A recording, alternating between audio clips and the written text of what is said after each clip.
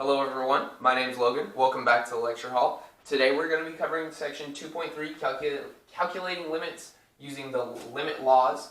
So this is going to be a definition heavy section, so just take a lot of notes, make sure you know these things because it makes limits a lot easier.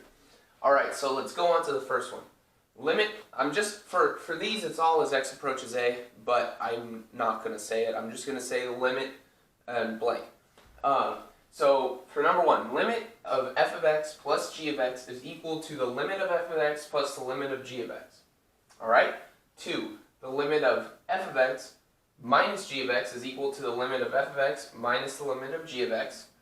The limit of c times f of x is equal to c times the limit of f of x. 4. The limit of f of x times g of x is equal to the limit of f of x times the limit of g of x. Now on to 5. The limit of f of x divided by g to the x is equal to the limit of f of x divided by the limit of g of x. But this is only if the limit of g of x does not equal 0, because again, can't divide by 0. Alright, so let's say we have limit of x approaches a, f of x equals 4, and the limit of g of x is equal to 5. What does the limit of f of x times g of x equal? Well, so if we use number 4, we see, okay, multiply the 2. So that's 4 times 5. That equals 20. Pretty easy. Alright, now on to the limit of 2f of x plus 4g of x. Well, so let's start with f of x. We know we use limit 3 because that's c, that's a constant, 2 is a constant. So we bring that out, so that's going to be 2 times the limit of f of x, right? Which is 4.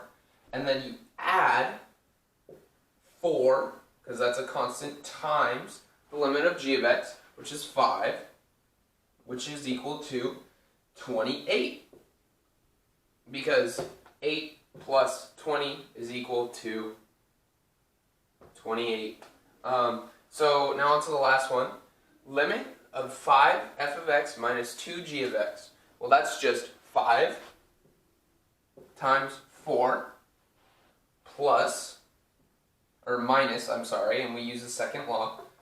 The second law, minus 2 times 5, and that is equal to 20 minus 10, which equals equal to 10. So these are the first 5 limit laws, and I'm going to cut to the point where we're on to the next few. Alright, now on to the next theorems, or laws. The sixth law, limit as x approaches a of f of x to the n is equal to limit of f of x to the n. So it's pretty much the same thing as f of x times the limit of f of x times g of x.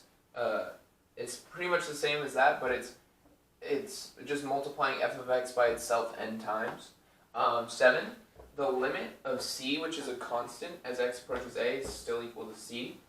The limit as x approaches a of x is equal to a. And then the limit as x approaches a from x to the n is equal to a to the n. And then over here, you go from number 9 to 10, the square root of the limit of the square root of x, the nth root, is equal to the nth root of a. But this is, n must be greater than 0, and a has to be greater than 0 when n is even, so because we can't have negative numbers in a square root, under a square root, because then you get imaginary numbers. And then, so 11, the last one, limit as x approaches a of f of x to the nth root is equal to the nth root of the limit as x approaches a of f of x. And again, n has to be greater than 0, and the limit as x approaches a has to be greater than 0 when n is even. So, how would we do this question? The limit as x approaches negative 2, not 2 minus, but negative 2, of f of x, and f of x is equal to x cubed plus 2x squared minus 1, and then 5 minus 3x. So, what we do is we do lim x cubed plus 2 times lim x squared minus lim 1 over lim 5 minus 3 times lim x. And these are all x approaches to a, but I didn't feel like writing it if I'm being honest. And so we come over here, so that's just lim of x cubed is just, you know, a cubed. So that would be negative 2 cubed plus 2 times negative 2 squared minus the lim of 1, which is just, since 1 is a constant, that's just 1, all over 5 because lim of 5, since 5 is a constant, it just equals 5, minus 3 times the lim of x, which is just equal to a, so negative 2, and this just equals negative 1 over 11. Boom, there's your limit. It's a lot easier to do it this way.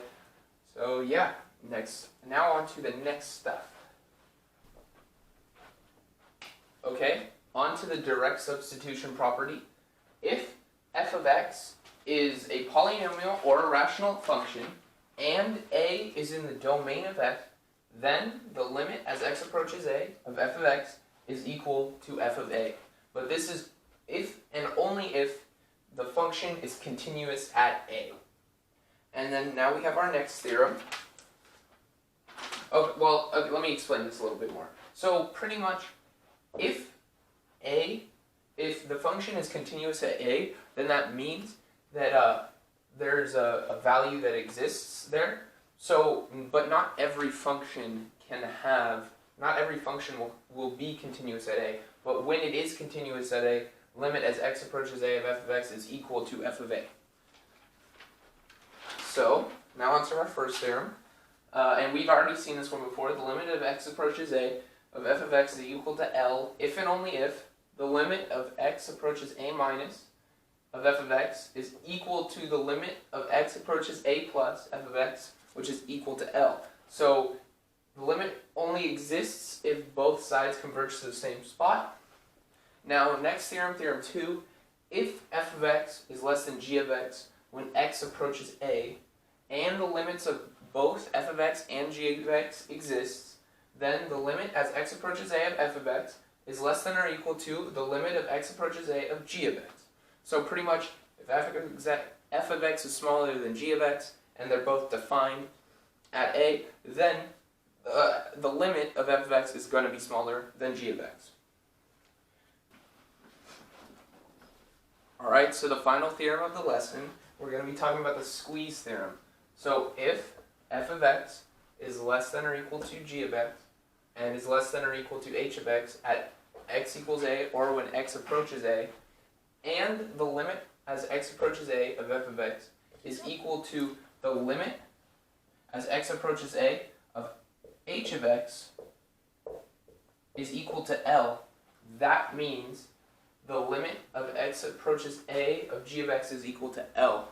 So this is actually a very important theorem. I actually have just been doing it in my 140A class, so that's really cool. So you want to remember it.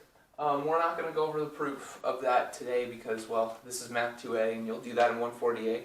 But yeah, so that's all for the lecture. So let's transition into some practice questions. Alright everyone, we're only going to be doing question 1 today because, well, I'm kind of busy, so I'm trying to crank this shit out. Should I say shit? It's okay. Yeah. So, given that the limit of x approaches to f of x equals 4, the limit as x approaches 2 of g of x equals negative 2, and the limit as x approaches negative, or 2, h of x equals 0.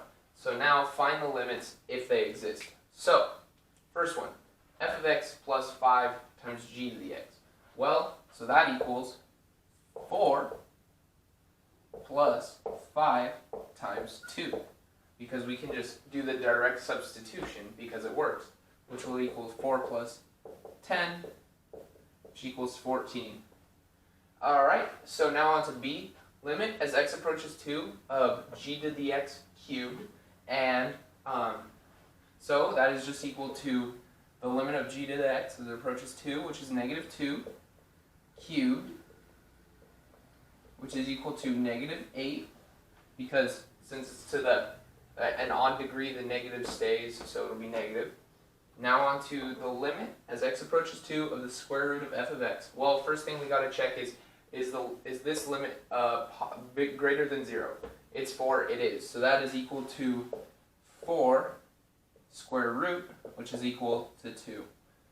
Now on to D. The limit as x approaches 2 of f of x over g of x. Oh, it was 3 times f of x over g of x in the book. Whoops. So that's just, so we need to make sure g is not negative, and well, or not, g cannot equal 0, and it doesn't. So this is just equal to 3 times the limit of f of x as approaches to 2, which is equal to 4, all over negative 2, which is equal to 12 over negative 2, which is equal to negative 6. Now on to the limit as x approaches 2 of g to the x over h to the x. Well, h of x is equal to 0 as the limit of x approaches 2, so this one does not exist. The limit does not exist because it cannot be over 0. And then for the final part, f, the limit as x approaches 2 is g of x times h of x all over f of x, which is just equal to, is f of x 0? No, it's not, it's 4. So it's negative 2 times 0 over 4, and that equals 0. It's okay to have a limit equal to 0, you just can't have anything over 0, because if it's over 0 then the limit does not exist, but the limit can equal 0. So that is all for the lecture portion, or the questions portion today.